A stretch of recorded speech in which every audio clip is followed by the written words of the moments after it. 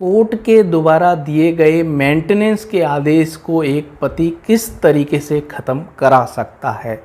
तो दोस्तों बहुत ही महत्वपूर्ण क्वेश्चन है। मैं आपको बता दूं सीआरपीसी के सेक्शन 127 के अंतर्गत ये प्रावधान है कि यहाँ पर कुछ ऐसी परिस्थिति आ जाती हैं, तो उन परिस्थितियों में यदि आपका मामला आता है तो आपके अगेंस्ट जो मेंटेनेंस का आदेश दिया गया है वो यहाँ पर ख़त्म किया जा सकता है।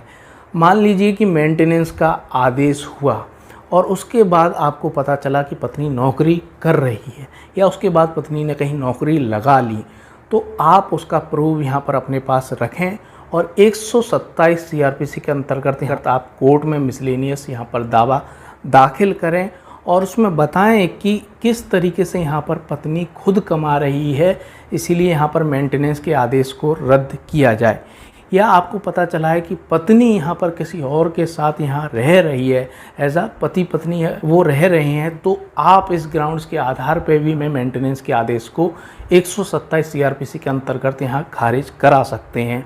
और 127 सीआरपीसी के अंतर्गत यहाँ पर आप मेंटेनेंस की राशि को कम भी करा सकते हैं। यदि आपकी इनकम यहाँ कम हो गई है, तनख्वाह कम हो गई है, नौकरी छूट गई है, तो आप यहाँ अपने मेंटेनेंस की राशि को बहुत कम करवा सकते हैं।